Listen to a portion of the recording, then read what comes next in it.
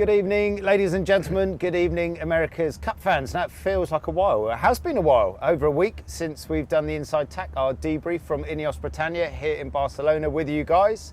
And we said we'd be back after the first day of racing in the Challengers Series final. So here we are. Got our regular co-hosts, Ian Williams and Giles Scott. And you join us, actually. Our base is situated kind of at the bottom of the Ramblas, if you know Barcelona, and the race village is very close. And Giles, we've just heard a whole lot of furore as Luna Rossa Prada Pirelli youth team has gone up on stage to collect their first place trophy. Yeah, a few fireworks in the background just before we started here. So they did well, and I mean, we're going to talk about it in a bit, aren't we? But amazing event for those youth guys. Yeah. So yeah, the final. To start with the youth match racing final, it was a final between Luna Rossa, as we said, that won, and American Magic. Luna Rossa took out the trophy, nicked it off us because we last won it in 2017, and our British guys did brilliantly, finishing third. Yeah, they did. It was, I mean, the whole event was amazing, and as you say, the British guys did an amazing job. Very nearly made it into that shootout match racing final, but didn't quite get there. But yeah, an amazing event. The AC40s are really quite cool little go-karts. In fact, they're not little go-karts. We refer to them as little go-karts now because we've got used to the big boat. But those boats are seriously impressive bits of kit. And you know, if I could have been yachting around in one of them when I was that young, it would have been, it's an amazing opportunity for all of them. And it's about the pathway, right? It's about the pathway to come and do this in a few years. Yeah, absolutely it is. And you've got to doff your cap to the Italians. They did an amazing job. You know, a few of the guys were racing out in Jeddah and did just fine out there as well. So I mean, an amazing event, and as you say, amazing pathway, and what an opportunity. Yes, so well done Luna Rossa for winning that one for sure. Ian, then we moved on to the first two races of the Louis Vuitton Cup Final, INEOS Britannia versus Prada's senior team. What conditions did we have out there racing? Yeah, pretty fruity conditions, right? It was right at the top end. I think we actually delayed some of the races. We were over the wind limit, which is 21 knots, so it was, what was it, probably 18 to 21 when we were racing, and some rather large waves as well. Yeah, and Giles, for me, when we were down in Auckland sailing these boats last time round, I can't recall racing over 18 knots really, and certainly when it was over 18 knots, we would scurry away to course E, which was the back paddock, where there was no sea state. This was the first time the sailing world saw AC-75s racing in over 20 knots in a big sea state. And as a spectator, as I was for the second race, that was pretty cool, right? For all the naysayers, they must have had their radar shifted slightly by what they saw today. Yeah, I think it was an amazing bit of sport, and as you say, the progression of the class over the last three years has been pretty exponential. And there was a day that we raced in Auckland that was kind of used, and Ian Murray's talked about it. He's kind of used that as Ian Murray being the race officer race here, director, the race director, yes. And when we were having conversations about, you know, how much is too much and the wind limits get put in place, and then also the biggest factor is really the sea state, because that was the biggest unknown. And in Auckland we had one race day, the day that the Americans had that big capsize. I think it was 0.7, 0.8 of a metre, maybe peaks of a metre. And that was considered big then? And that was considered on edge and too and almost too big. And you know, now today racing around, in, albeit quite long periods, 1 to 1.5 metre waves and pinging off 21 knots. And you know, it wasn't just fun, and it was hard for both teams, but it was proper racing. And I think as I say, every team's done an amazing job to progress the class. As one of my favourite quotes of the day, I caught Parko, who was one of the cyclists on race 2, and he said on the last jibe in before we went port entry that we went down the biggest wave ever seen in Barcelona, and he was in the green room, bro. I think that means like surfing down a wave. Yeah, right. Something like that. Yeah. Anyway, Australians, eh? Australians. Right, Ian, the first race of the Challenger Series final, we entered on port. Prada came in from starboard, and it was a. Have I got that wrong? Yeah, I've 100% got that wrong. Yeah. I'm just testing. You knew that it was the other way round. We entered on starboard. They entered on port. We chose that, right? Yep, we chose starboard. Yeah. And it was a tough pre-start for us, right? So if we roll the VT, Louis, and we'll talk through what we saw out there. Yeah, it definitely didn't go to plan. It was a bit of a misjudgment. Of course, the conditions were really difficult, and we haven't raced in this so much wind and these waves, and a bit of a misjudgment on the timing back.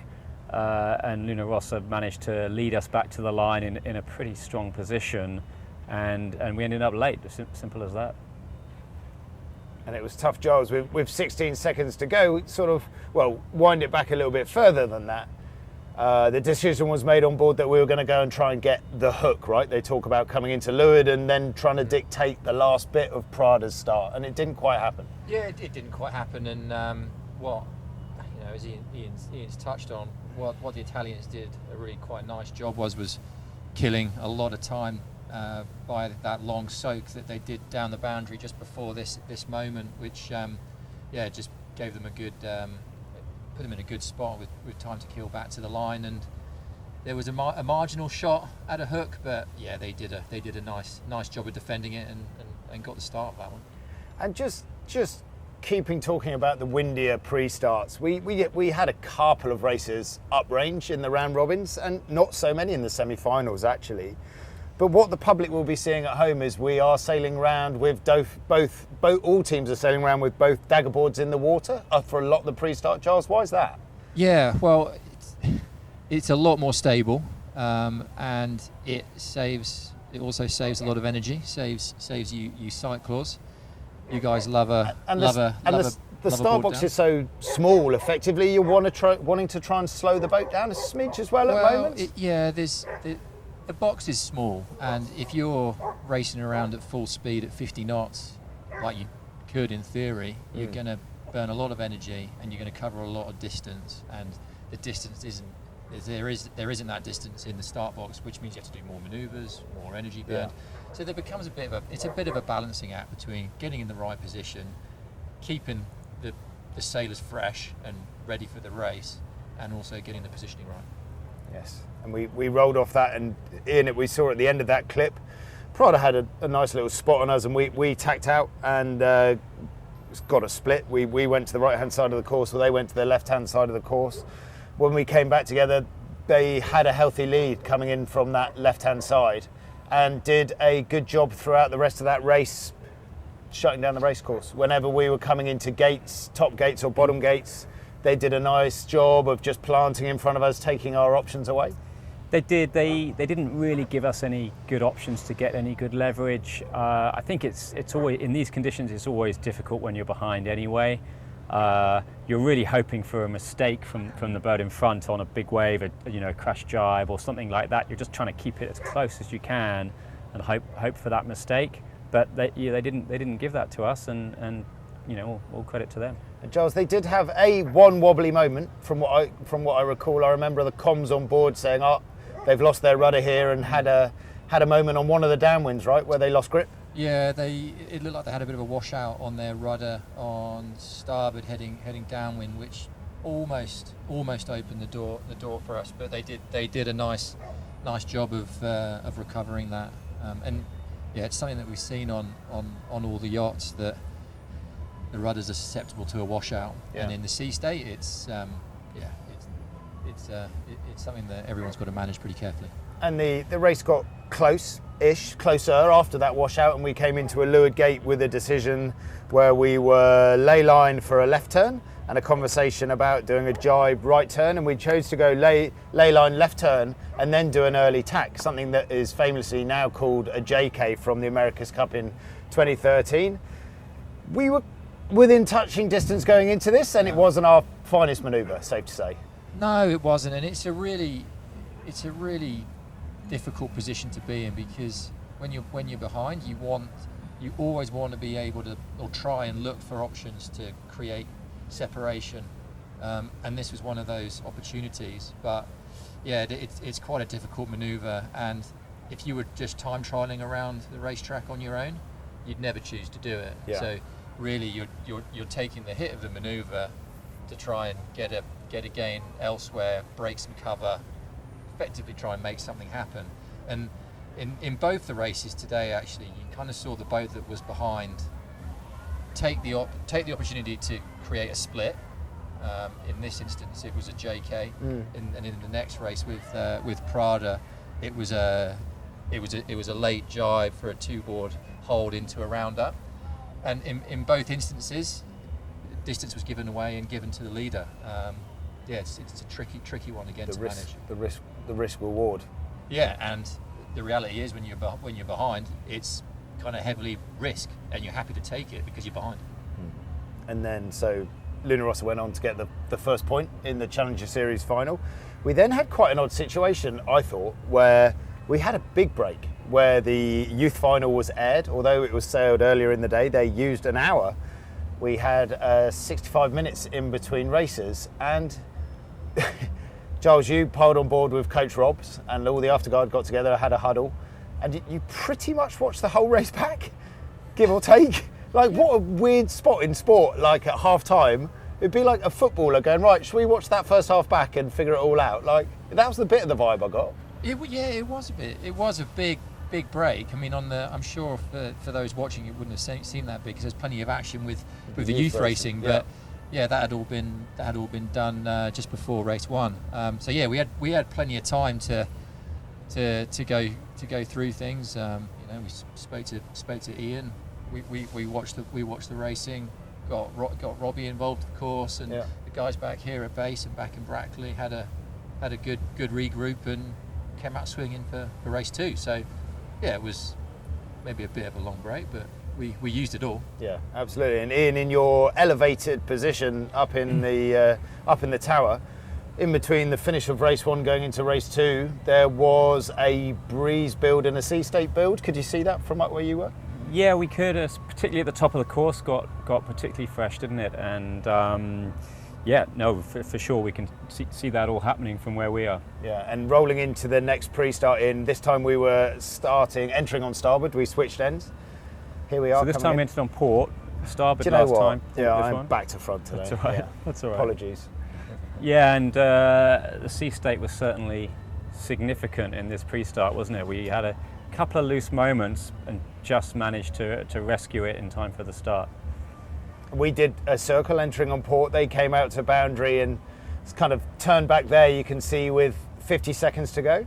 Yeah, and our circle hadn't been super successful. We were a bit out of position, and as a result they got quite nicely wide of us here, but I think the guys did a great job of just locking the boat in. We were a little faster than them at start time there, and the first tack on the boundary was really well executed, and I think that was critical. Yeah, and moving on to the racing footage here, Louis.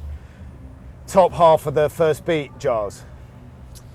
Yeah, so this is all come from that first boundary interaction that Ian just touched on there, with a really nice tack onto port that enabled us to have a lane to live above Luna Rossa. I'd say with the starts that both boats had, it was a little bit in the balance in terms of who was going to come out of the first boundary on top, and yeah, so that tack execution and placement was critical to lead into this positioning here that enabled us to get a strong cover on Luna Rossa, forcing them into a double tack at the top. And for those people who are following sailing for the first time, those little red flakes coming off our sail onto their sail is the dirty wind that just means they can't sail as fast, right? It's as simple as that. Gas, yeah. Gas. We have talked about that a lot, but that was a perfectly executed tack to put our gas, our dirty air, onto their sails. Yeah, and it's a super narrow little band of turbulent air. So yeah, guys did a good job of sticking Luna Rossa right in the middle of it. And we did a really nice job from that point, as they did to us in the first race, of shutting down the race course, shutting down their overtaking options, and it was close all the way round. It was within 10 seconds at most of the gates. but we defended the course well. Yeah, we did. It was tricky because it was pretty shifty out there, wasn't it? Especially as you got into the bottom gates. We got, I think it was the first bottom gate, we just ended up just through chance really a little bit out of position, and they did come into us quite a lot at the bottom gate, but we did a really nice job of then getting back control of the race up the beat, getting back in sync with them. I think we burnt one manoeuvre in order to get back in control, and so sometimes you do that, you take a loss just to get back in control of the race. Got it. And then second bottom gate we then made a really nice gain, as Giles mentioned, when they then had to force a little bit to try and split away. Then we took, a big gain there, and from then on it was, I wouldn't say comfortable, because sailing these boats in those conditions is never comfortable, but from there we were going to have to make a pretty big mistake to lose, I think. And referencing the shifty conditions, there's a great question coming in here from Derek Stannett, and he said he understands lifts and headers when the wind moves around, but what does lefty and righty mean, Giles, in terms of when you hear Dylan and Ben talking about a lefty and a righty?